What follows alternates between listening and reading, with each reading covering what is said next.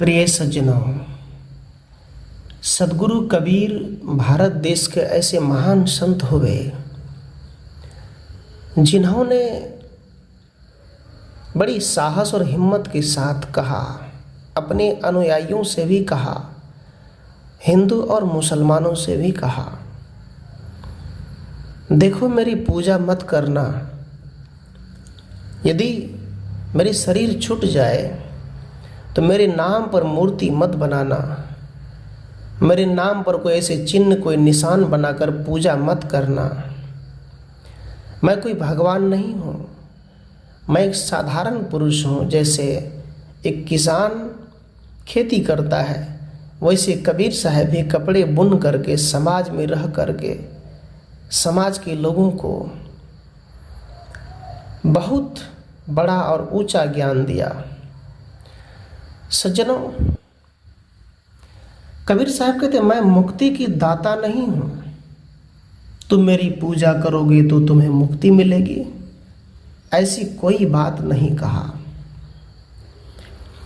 साहेब कबीर ने कहा, मेरी वाणी, मेरी ग्रंथ को उल्टा कर देखना, पढ़ना और मनन करना। जिस तरह मैं जिस रास्ते पर चला उस रास्ते पर तुम भी चलना। ये बात साहब ने कही। सज्जनों, आज के दौर में यदि देखा जाए तो कबीर साहब के ज्ञान से लाखों कोस दूर होते जा रहे लोग, संत रविदास के ज्ञान से दूर होते जा रहे लोग। भगवान गौतम बुद्ध ने जो ज्ञान दिया, अपो दीपो भवा, उससे लाखों कोस दूर जा रहे हैं। बुद्ध ने कहा, धम्मम शरणम गच्छामि, मैं ऐसे धर्म से मैं जुड़ रहा हूँ, ऐसे धर्म मैं कबूल कर रहा हूँ जहाँ प्रेम है, एकता है, करुणा है, दया है, जहाँ भाईचारा है। मैं ऐसे धर्म में जुड़ रहा हूँ। लेकिन ब्राह्मणों ने उनके इतिहास को पलट दिया, उन्होंने अपना धर्म बनाया। वास्तव में सनातन धर्म गौतम बुद्ध की धर्म है, अर्थात सनातन धर्म जो सब दिन से है, कभी विनाश नहीं हो सकता, वो है आत्म भक्ति। सज्जनों, आज के लोगों की भक्ति, जितने पूजा पाठ बढ़ गए उतने पाप बढ़ गए। आप थोड़ी सी पीछे जाइए, 50 साल पीछे या 20 बरस पीछे ही चले जाइए।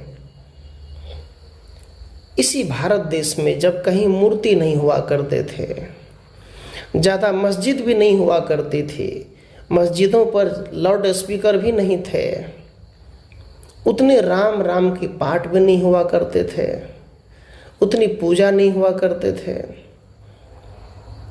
उस समय भारत में स्थिरता, भाईचारा भी थे।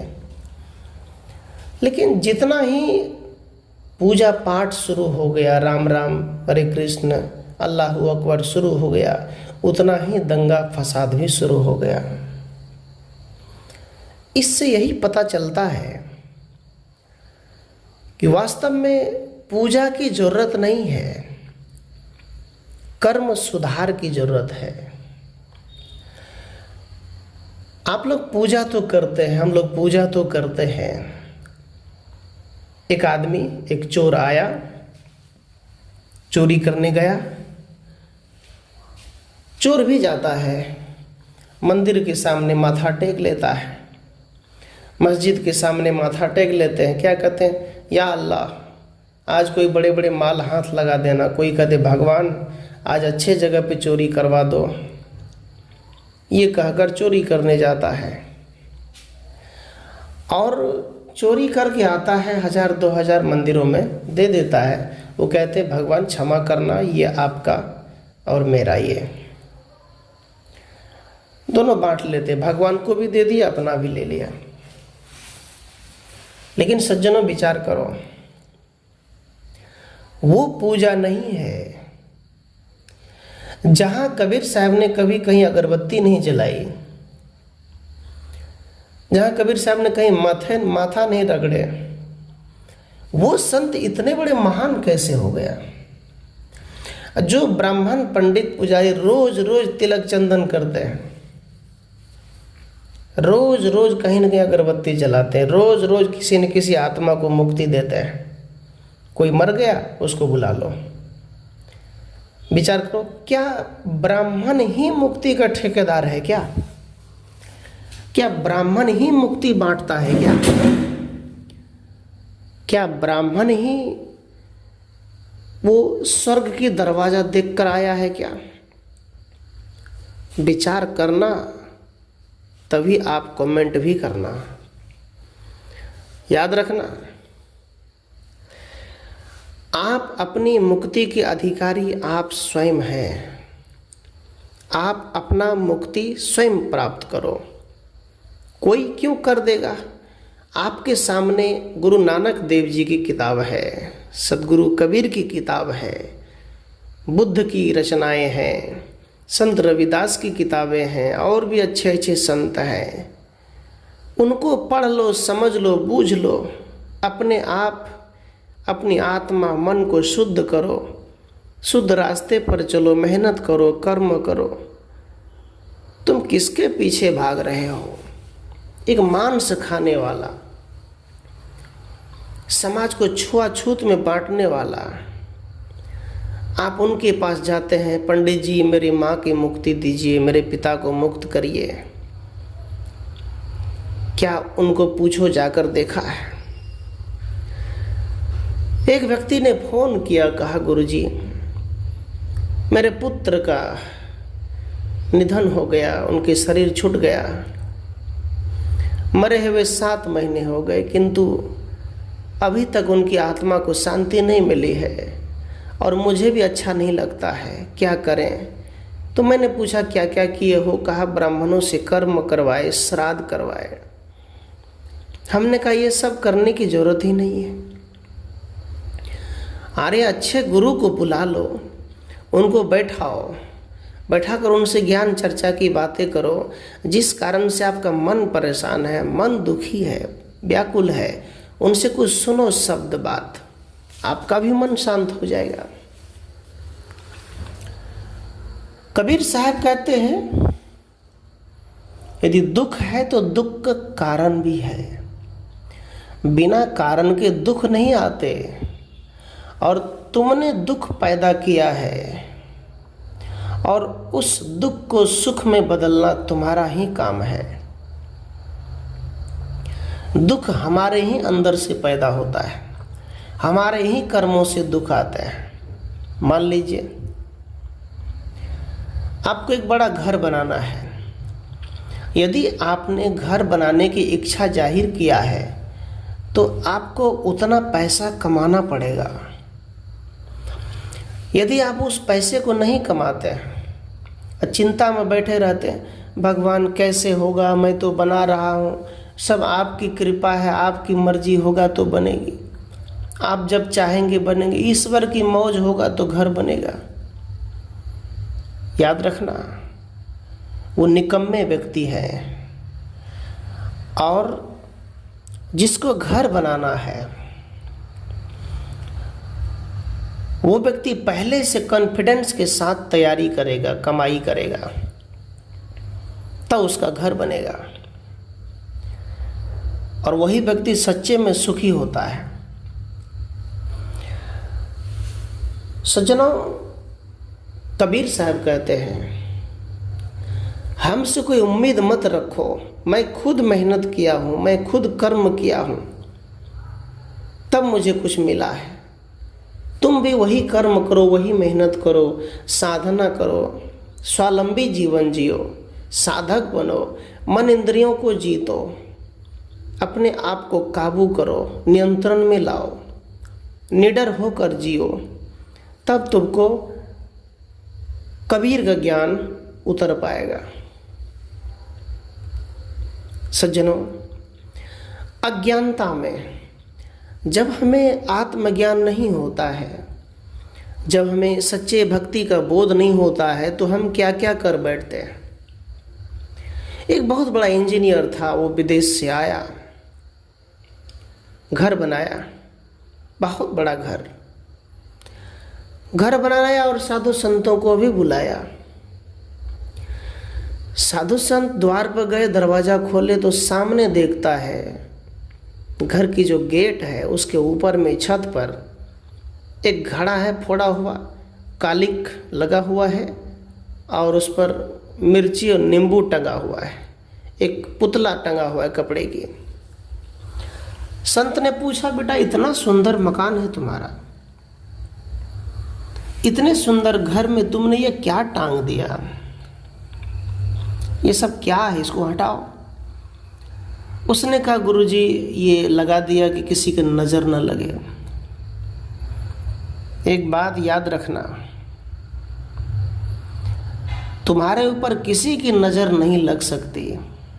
दुनिया की कोई भी ताकत नहीं है जो आपको, आपकी बुद्धि, आपके माइंड को कोई मंत्र से घुमा दे। याद रखना, नज़र नहीं लगती।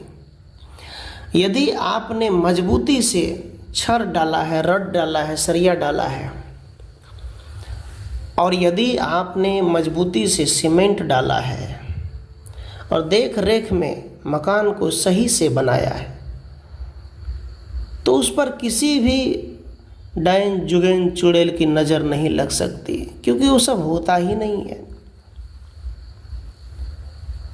सज्जनों, विद्वान कई प्रकार के होते हैं। मैं तो कई बार कहा करता हूँ कि दो तरह के पुजारी होते हैं। एक होते हैं आत्मा के पुजारी, एक होता है पत्थर की पुजारी। जो आत्मा के पुजारी है वो पति पत्नी सास ससुर एक दूसरे में मिलकर, एक दूसरे की सेवा सहयोग करके वो पूजा कर लेता है, एक दूसरे के साथ प्रेम से जी लेता है। इसको बोलते हैं आत्मा की पुजारी। आत्मा की पुजारी का मतलब होता है तुम भी खाओ, दूसरों को भी दो, तुम भी सुखी रहो, दूसरों को भी सुखी रखो। अपना दर्द होता है, दूसरों को भी दर्द होता है, ऐसा तुम महसूस करो। पत्थर के पुजारी का मतलब होता है तुम लोगों को मूर्ख बनाकर, पत्थर के थोड़ा थोड़ा शिवलिंग बनाकर, छोटे छोटे 1 पौवा का, 1 किलो का, बड़े बड़े बनाकर उसकी पूजा करवाकर ब्राह्मण तुम ठग कर ले जाता है। तो विद्वान कौन हुए? जो आत्मा की पुजारी है वो सबसे बड़ा विद्वान है। और पत्थर की पुजारी वो ना तो विद्वान है, ना वो पुजारी है, ना वो सत्संगी है, बस एक ढोंग है, एक पाखंड है, एक उनका दुकान है, एक धंधा बिजनेस है, और कुछ नहीं। इसलिए सज्जनों, कबीर साहब कहते हैं तुम आत्मा की पुजारी बनो। लोग पढ़ लिख लेते हैं, इंजीनियर, कलेक्टर, वकील बन जाते हैं, लेकिन उन सब के हाथ में देखेंगे 5-5 अंगुली में अंगूठी पहने होते हैं। पूछिए क्यों है?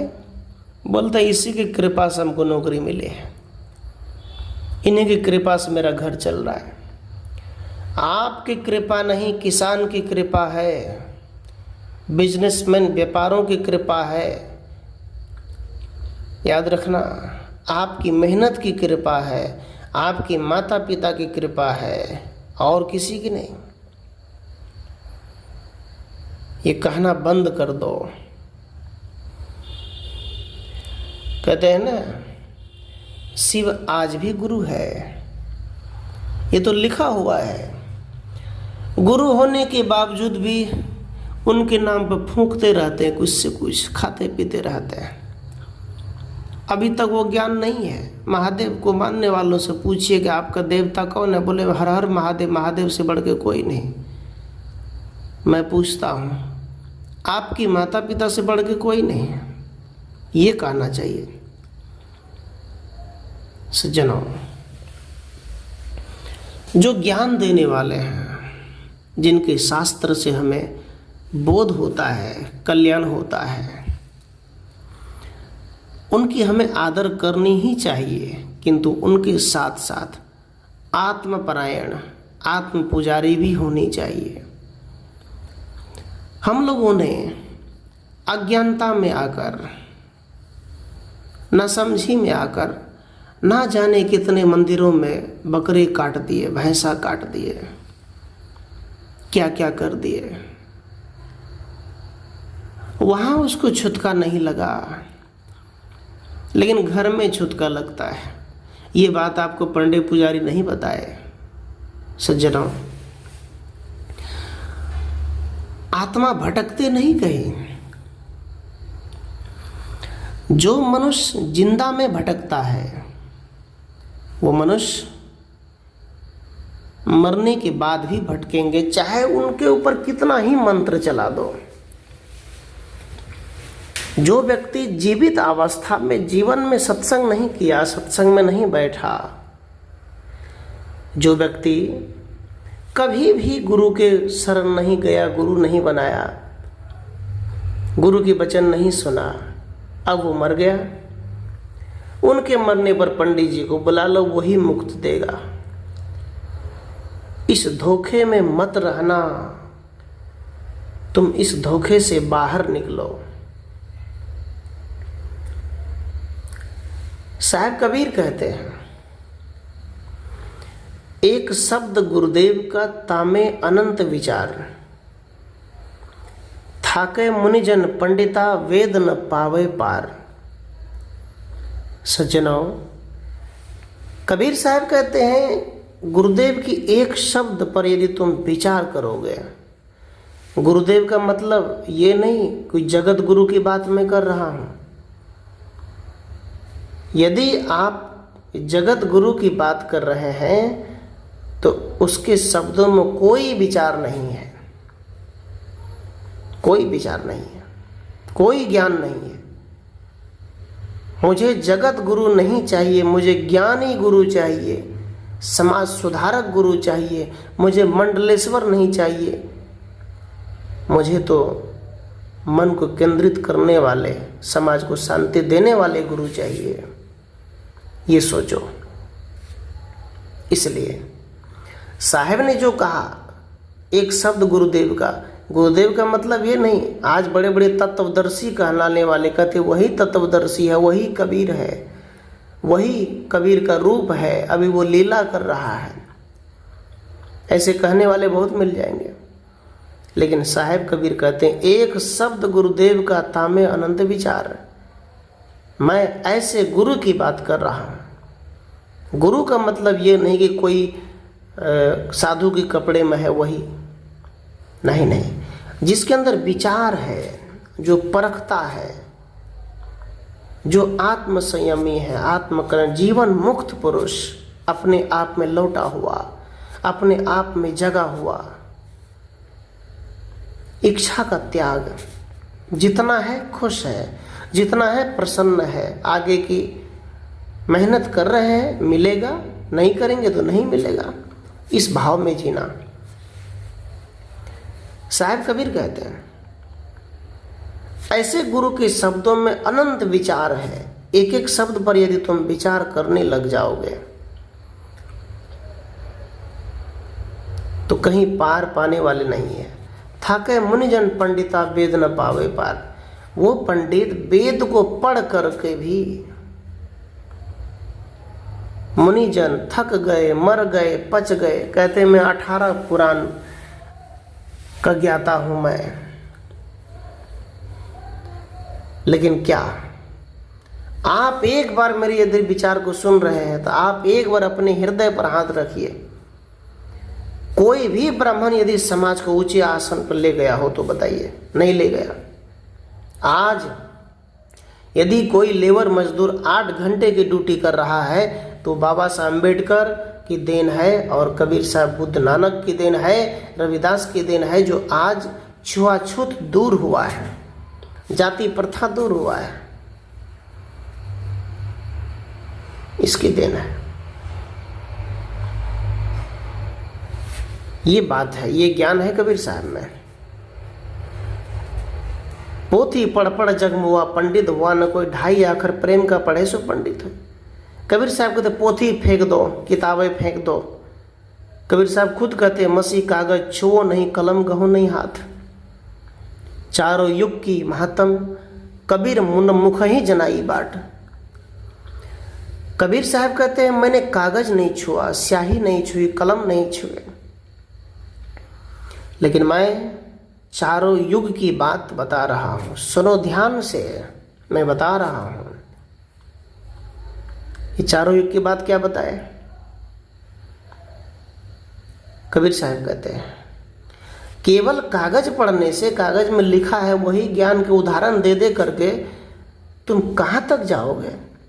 पढ़ते हो लेकिन दौड़ लगा रहे हो काशी बनारस, गंदे गंदे पानी में नहा रहे हो, डुबकी लगा रहे हो, मंजन बरस जीविया सब उसी में करता है, तुम उसको मैया बनाते हो, उससे तुम अपना पाप धोते हो। आप तो पढ़े हैं ना, आप पढ़ लिख करके भी वही कर रहे हैं।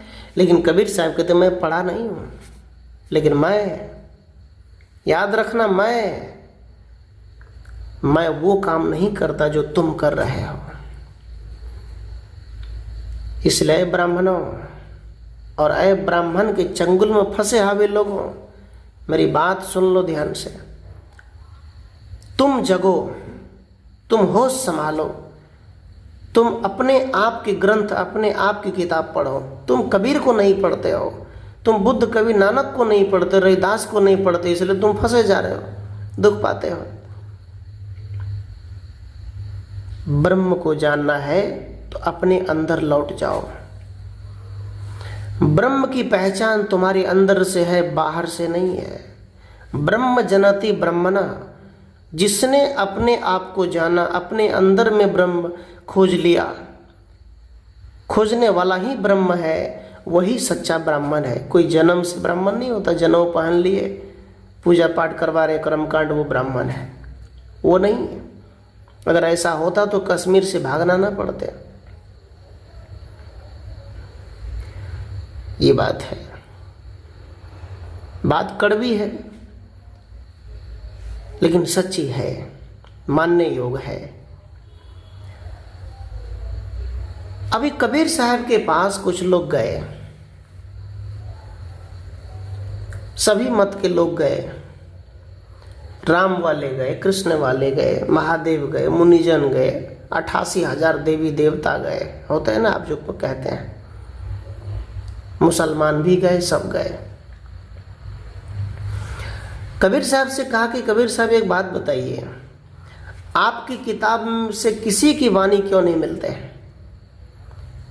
रामायण भागवत पुराण जितने भी ग्रंथ है, वेद शास्त्र, सब में कहीं ना कहीं मिलते जुलते वाणी है, लेकिन जब आपकी मंच लगती है, आपकी बात होती है, आप यदि सत्संग करते हैं, भक्ति करते हैं, तो उससे समाज का विरोध क्यों होता है? समाज में लोग आपकी वचन, आपके ज्ञान को लोग विरोध क्यों करते हैं? मत नहीं मिलता है, क्या कारण है? तो कबीर साहब ने बड़ी सुंदर ढंग से जवाब दिया। कहा तू कहता कागज की लेखी, मैं कहता आंखन की देखी। साहब कहते हैं तुम्हारा और मेरा मत इसलिए नहीं मिलता है क्योंकि तुम कागज में लिखी गई बात करते हो, जो कागज में लिखा है वो बात बोलते हो। यदि कागज में लिखा है कि किसी देवता के नाम से किसी जीव हत्या को कर दो, प्रसाद बनाकर खा लो, तो तुम उसको मान लेते हो, इसीलिए मैं तुम्हारा विरोध करता हूं, इसीलिए मैं नहीं मानता हूं। मैं कहता आंखन देखी। कबीर साहब कहते तुम कागज में लिख कर तब तुम नियम बनाते हो, उस पर चलते हो। कागज में गरुड़ पुराण में लिखा है कि यदि समाज में कोई मर जाए तो ब्राह्मण को बुलाओ, यदि ब्राह्मण को नहीं बुलाओगे तो आत्मा भटकेगी। लेकिन कबीर साहब कहते हैं मैं आंख से देख रहा हूँ, जो व्यक्ति जिंदा में बुरे कर्म किया है तो मरने के बाद कोई भी मंत्र तंत्र उसको मुक्त नहीं कर सकता। ये मेरी आंख देखी ज्ञान है, कबीर साहब कहते हैं। कबीर साहब कहते हैं मैं अनुभव की बात करता हूँ, मैं मनुष्य के अंतस में साधना की बात करता हूँ, लेकिन तुम पहाड़ खूंटा इसके उसकी तुम वंदना करते रहते हो। कबीर साहब कहते हैं तू राखे उलझाई और मैं राखूं सुलझाई, तो तेरा और मेरा मन कैसे एक होई रे, बताओ। साहब कहते हैं अय ब्राह्मणों, अय पुजारियों, तुम जनता को उलझा कर रखते हो और मैं सुलझा कर रखता हूँ, अर्थात मैं उस उलझन से छुड़ाता हूँ, तुम उस उलझन में डालते हो। क्या करोगे? तो आपकी बात तो, कबीर साहब की बात तो आपको लगेगी ही। कबीर साहब की ज्ञान खरा खोट है, विरोधाभास है। विरोधाभास इसलिए है कि आप गलत कर रहे हैं और कबीर साहब की वहाँ प्रवचन हो जाए तो आपको बुरा लगेगा, क्योंकि आपकी पूजा पद्धति ही गलत है। एक बार एक पुजारी पूजा कर रहा था, गणेश की मूर्ति अंदर गया, पुजारी ने प्रसाद रख दिया और अगरबत्ती भूल गया, अगरबत्ती लेने चला गया। वहाँ से जब तक आए तो उसी मंदिर गणेश की मूर्ति के अंदर एक चूहा था, चूहा ने वो प्रसाद खा गए। पुजारी को बड़ा गुस्सा आया, फिर मन में विचार किया कि मैं प्रसाद गणेश के लिए लाया हूँ, ये चूहा खा गया। अब ये गणेश भगवान प्रसाद की रक्षा भी नहीं किया, इसका मतलब है कि चूहा ही सबसे बड़ा भगवान है। पुजारी ने चूहे की पूजा शुरू कर दी। चूहे की पूजा करते करते करते एक दिन क्या हुआ, चूहे को बिल्ली ने झपेट लिया, बिल्ली ने चूहे को मार दिया। पुजारी को लगा कि अब लगता है चूहा से बड़ा बिल्ली है, इसलिए बिल्ली की ही पूजा शुरू की जाए। बिल्ली की पूजा करते करते बहुत दिन हुआ, कुत्ते ने बिल्ली को मार दिया। पुजारी ने बिल्ली की पूजा छोड़कर कुत्ते की पूजा किया, कहा कुत्ता सबसे बड़ा, कुत्ता ही भगवान है। एक दिन क्या हुआ, किचन में आटा, पत्नी रोटी बेल रही थी, गई कहीं काम से पानी भरने, कुत्ता आकर आटा में मुंह दे दिया। पत्नी ने डंडे से कुत्ते की पिटाई किया, कमर तोड़ दी। पंडित जी आए, कहा अरे सबसे बड़ी तो मेरी पत्नी है, पत्नी ने कुत्ते को मारा तो मेरी पत्नी सबसे बड़ी है। पुजारी ने कुत्ते की पूजा छोड़कर पत्नी की पूजा शुरू कर दी। अब पत्नी की पूजा करते करते जो पत्नी लड़ती थी रोज रोज, अब वो पति की पूजा शुरू कर दी।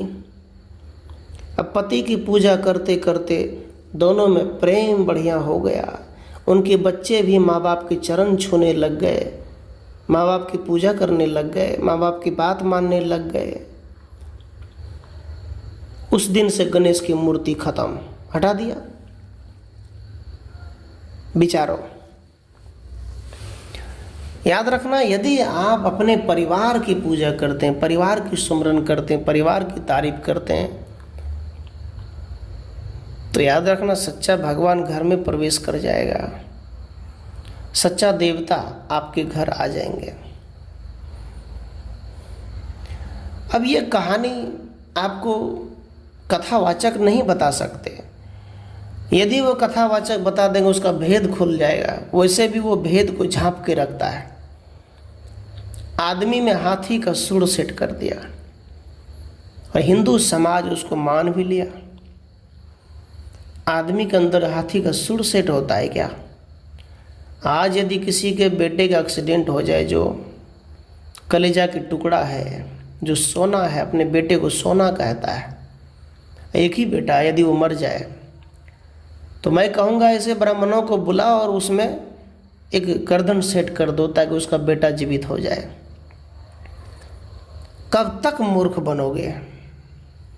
कब तक पीसे जाओगे ऐसे मूर्खों के चंगुल में तुम लोग? साहिब कबीर कहते हैं ये सब ढकोसला है। अरे जो आत्मा निकल गई, जो मर गया, वो जीवित नहीं हो सकता। गणेश कहते मल से पैदा हो गया, तो पार्वती क्या कर रही थी? मल से आदमी पैदा होता है क्या? याद रखना, स्त्री और पुरुष जब तक संभोग नहीं करेंगे, जब तक उनके मिलन नहीं होगा, तब तक कोई बाल बच्चा नहीं हो सकता।